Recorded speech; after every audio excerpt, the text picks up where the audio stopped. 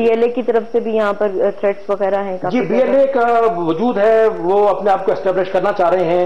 उनकी अभी तक कोई ऑर्गेनाइजेशन है सच नहीं है, उनकी लीडरशिप बाहर बैठी हुई है, काबुल के अंदर बैठी हुई है, उनके गवर्नर। आपको नहीं लगता कि this is the right time कि उनको हैंडल कर लिया जाए इससे पहले कि वो कोई बहुत बड़ी ऑर्गेनाइजेशन बनकर सामने आ जाए, गवर्नमेंट के लिए एक प्रॉब्लम बन जाए? देखिए जी, हैंडल करने के तो आपको मालूम है कि फेडरल लेवल के ऊपर एक प्रॉपर पॉलिसी है, एक स्ट्रेटेजी है, उसके 3 प्रॉन्ग्स हैं: development in Balochistan, dialogue and selective application of force.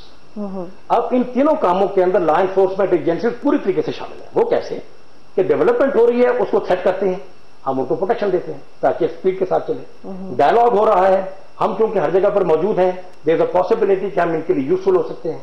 और आपको मालूम होना चाहिए कि डायलॉग के प्रोसेस के अंदर कितने फरारीज ने, कितने दहशतगर्दों ने आके हथियार डाले हैं, अपने इलाके के अंदर इस वक्त बैठे हुए हैं। उनको भी ऑपोजिशन का ये कहना है कि जो फरारीज और जिनको सरेंडर करवाया गया नवाब अकबर बुगटी की डेथ के बाद, वो सब फेक थे और गवर्नमेंट के अपने लोग थे। उसकी तो मैं इसके ऊपर कमेंट करना भी मुनासिब नहीं समझता। ये अभी है कुछ फरारी कैंप्स हैं कहीं? मैं आपको बताता हूँ, बलूचिस्तान के अंदर तकरीबन 61 फरारी कैंप थे पूरे बलूचिस्तान के अंदर, जिसमें से अभी 4 या 5 रह गए हैं। बाकियों को हमने एलिमिनेट कर। और ये 4 या 5 कहां पर है? 4 या 5 कुछ इलाके जो हैं वो कोलू के और सिब्बी के और डेरा बुगटी के दरमियान में, कुछ जो है ये नोस्टी के साउथ के अंदर। इनके ऊपर क्यों नहीं कुछ किया जा रहा? इसके ऊपर बिल्कुल किया जाता है। मैं आपको ये बता दूं कि पिछले चंद महीनों के अंदर फ्रंटियर कोर ने पेट्रोलिंग के थ्रू, इंटेलिजेंस के थ्रू और प्रोएक्टिव अप्रोच के थ्रू इन इलाकों में लैंड माइंस वगैरह भी कुछ हैं वहां पर जो कोहलू और डेरा बुगटी के एरिया? जी बिल्कुल। जब मरहूम बुगटी साहब वहां पर मौजूद थे और जब ये बलाच यहाँ पर इस इलाके में मौजूद था, तो अब इस मौके के ऊपर मैं उस पूरे गड़े मुर्दे उखाड़ना नहीं चाहता। जितना असला इनके पास मौजूद था और जितने पैसे इनके पास आते थे और मुख्तलिफ फिगर्स आप सुनते रहते हैं इन नवाबों को और इनको मिलते रहते थे, वो सारे का सारा पैसा इन्होंने इलाके पे तो नहीं लगाया, उनके एजुकेशन पे तो नहीं लगाया, इन्होंने अपने इस वेपन को इकट्ठा करने के लिए लगाया। अभी सर FC को क्या चैलेंजेस फेस करने पड़ रहे हैं, क्योंकि ट्राइबल यहाँ पर बहुत ज्यादा कल्चर है, तो उसमें उनके साथ काम करने में क्या प्रॉब्लम्स आती हैं? मैं आपको ये बता दूं कि जो FC की एक स्ट्रेंथ है वो ये है कि FC भी ऐसे लोगों पर मुश्तमिल है जो खुद ट्राइबल है। अच्छा, तो उनका कोऑर्डिनेशन ज्यादा बेहतर? बिल्कुल जी, वो ट्राइबल है, ट्राइबल कल्चर को समझते हैं। मैं खुद बलोच हूँ, मैं बलोची कल्चर को समझता हूँ, कुछ और समझने की कोशिश कर रहा हूँ, मेरा उनके साथ कम्युनिकेशन है, यहाँ के लोकल लोग हैं। मैं आपको यही तो कह रहा हूँ कि जो दहशतगर्द है उनको आवाम से अलग कर दीजिए। 99% तो लोग आराम से रहना चाहते हैं, अपने आप को डेवलप करना चाहते हैं, स्टैंडर्ड ऑफ लाइफ को बेहतर करना चाहते हैं। आप ये देखिए, आफ्टर ऑल ये जो लोगों के अखबारों में जो आप मीडिया के अंदर मौजूद है, मैं ये चाहता हूँ कि इस चीज को आप देखिए कि बलूचिस्तान के अंदर रहने वाले हमारे जो दूसरे सरदार हैं या दूसरे लोग हैं या हमारे मिनिस्टर हैं, हमारे MNAs हैं, MPs हैं जो कि मौजूद है, उनकी आवाज भी तो बाहर नहीं। एक इम्प्रेशन है क्वेटा के अंदर, मैं आई हूँ, मैंने भी यहाँ पर फील किया है कि यहाँ पर कोई जंगल लॉ नहीं होता है, जैसे उस तरह से सिस्टम चल रहा है कि जिसका दिल किया, जिसको दिल किया उठ के मार दिया। जब जिस आप राजिक बुगटी का देखें तो वो एक मतलब एक VIP शख्सियत है, पर्सनैलिटी, लेकिन इनको इतने हाई सिक्योरिटी जोन में इतनी नहीं। राष्ट्र, मैं थोड़ा सा यहाँ पे आपको थोड़ा सा डिफ्रेंशिएट करना चाहूंगा इस इंप्रेशन के लिए कि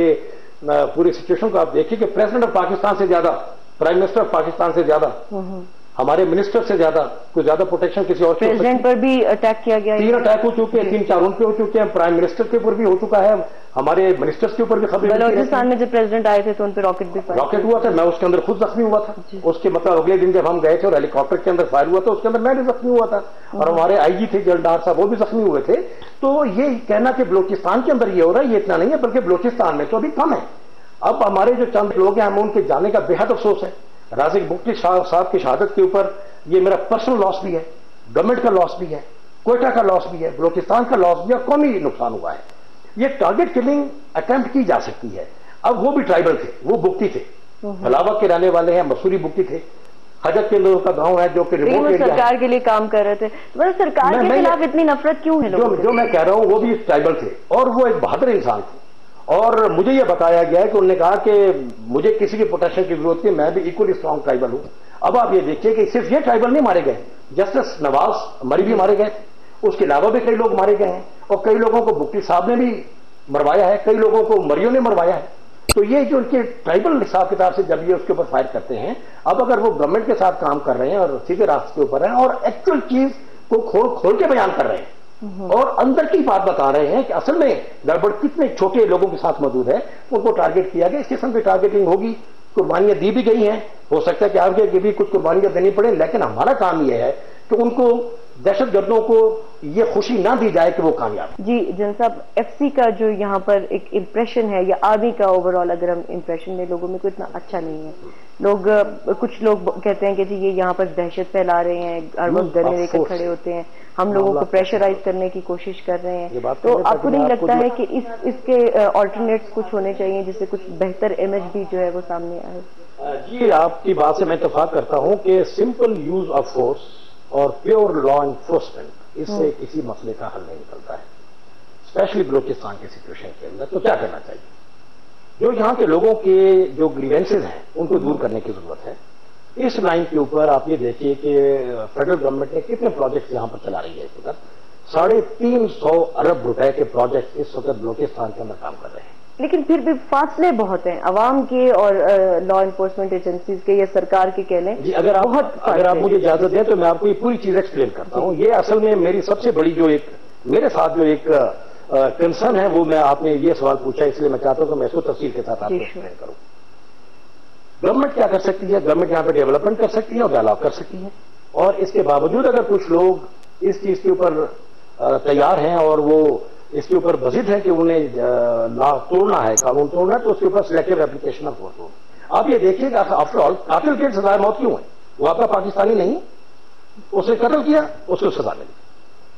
अगर आप किसी कातिल को डाकू को पकड़ने के लिए जाते हैं ताकि उसको लॉ के हवाले किया जाए और आगे से वो लड़ता है तो आप क्या करते हैं? आप उसके साथ लड़ाई करते हैं, उसके अंदर हो सकता है जो क्रिमिनल के साथ किया जाता है। तो ये जो दहशत गर्द है ये क्रिमिनल्स हैं और इम्प्रूव और स्ट्रॉन्ग क्रिमिनल्स हैं, इनके साथ वही काम हो रहा है। तो ये लॉ एनफोर्समेंट कैसे चलेगी? Selective application of force. अब इसके अंदर जो इंपॉर्टेंट चीज आ जाती है वो ये है कि ऑन ग्राउंड क्या हो रहा है। ऑन ग्राउंड ये हो रहा है कि पूरे डेवलपमेंट प्रोजेक्ट के अंदर कौन लोग काम कर रहे हैं? लोकल लोग काम कर रहे हैं, उनको जॉब्स मिल रहे हैं। अब उनके ऊपर जो थ्रेट होता है वो इनकी जॉब्स के ऊपर कट करते हैं, इसलिए हम इनको विन ओवर कर रहे हैं। क्यों? क्योंकि अभी इज्जत की रोटी मिल रही है। इसके बजाय कि वो जाके 4000 रुपए में कोई रॉकेट को फायर करके आ जाए, उसको भी 4000 रुपए मिल जाते हैं अपने काम करने के लिए। इज्जत की नौकरी है। उसके अलावा जो हमारी लॉ एनफोर्समेंट एजेंसीज हैं वो क्या कर रही है? मैं आपको बताता हूं कि फ्रंटियर कोर ये सिर्फ बॉर्डर के ऊपर बैठ के और इंटरनल सिक्योरिटी के अंदर सिर्फ डंडा नहीं चला रही है। हमने आपको मैं बताना चाहता हूं कि फ्रंटियर कोर अपने 13 स्कूल पूरे बलूचिस्तान के अंदर चला रही है। यहाँ पर लोग कहते हैं, जो मैं भी जब से क्वेटा भी आई हूँ, लोगों से मिली हूँ, डिफरेंट फील्ड में भी गई हूँ, तो लोगों के जो व्यूज हैं वो मैं चाहूंगी कि आप तक पहुंचाओ, क्योंकि हम जर्नलिस्ट हैं, ज्यादा बेहतर तरीके से इंटरेक्शन होता है हमारा। तो लोग यही कहते हैं कि आर्मी ने ये सारा एरिया तबाह कर दिया, आर्मी ने खराब कर दिया, यहाँ पर कुछ भी नहीं हो रहा है, यहाँ पर आकर एक अजीब सी एबनॉर्मल सी सिचुएशन आर्मी ने क्रिएट की, हमने नहीं, हम तो पीसफुली रहना। अगर आप मुझे इजाजत दें तो मैं आपको इसको बड़ा लॉजिकली बता दूं और आपके इस पॉइंट के ऊपर मैं आखिर में आऊंगा। अब जब यहां पर हम फ्रंटियर कोर वाले बैठे हुए हैं, मैं आपको एक मिसाल देता हूं। हमारे पास 13 अपने स्कूल्स हैं जिनको हम चला रहे हैं, उसके अंदर 88% लोकल लोग पढ़ रहे हैं, लोकल बच्चे पढ़ रहे हैं। कोलू और डेरा बुक्टी के अंदर हमारे 1500 बच्चे पढ़ रहे हैं जो कि सारे के सारे लोकल हैं। वहां पर तो हमारी फैमिलीज नहीं होती हैं, सबके सब लोकल्स हैं और इनको हम मुफ्त तालीम दे रहे हैं। और आप जाके कोलू में और डेरा बुक्टी में जरा हालत जाके देखिए। डेरा बुक्टी के स्कूल के अंदर बुक्टी मरहूम के जिंदगी के अंदर उनको इजाजत नहीं थी कि स्कूल का रुख करें, और ये ऑर्डर था कि अगर कोई बच्चा स्कूल गया तो हम उसका घर जला दें। अच्छा। उनके रेलत के बाद, उनके फौत होने के बाद यहां पर अब आप जाके देखिए 750 बच्चे स्कूल के अंदर पढ़ रहे हैं। किसी बच्चे को आप जबरदस्ती घर से अगवा करके स्कूल डला सकते, ये बात मुमकिन नहीं है। तो हम 13 ऐसे स्कूल चला रहे हैं। उसके अलावा हमने ये देखा कि हम रिमोट एरिया के अंदर हर जगह पर मौजूद है। हमारा क्या फायदा हो सकता है सोशल सेक्टर के अंदर? हमारे पास अपने लोगों को पढ़ाने के लिए टीचर्स मौजूद होते हैं। हमने ये ऑफर किया गवर्नमेंट ऑफ बलूचिस्तान को कि रिमोट एरिया के अंदर 23 स्कूल्स हमने पिक किए हैं जहां पे टीचर मौजूद नहीं है, जहां की बिल्डिंग खराब है, कि इस स्कूल को आपके लिए चलाते हैं। हम आपसे कोई फंड नहीं मांगते, हमारे पास कैपेसिटी है, हम वो चला रहे हैं। उसके अंदर हम उनको टीचर को सहूलत दे रहे हैं, मुफ्त हमारे पास रहेंगे, मुफ्त हमसे खाना देंगे।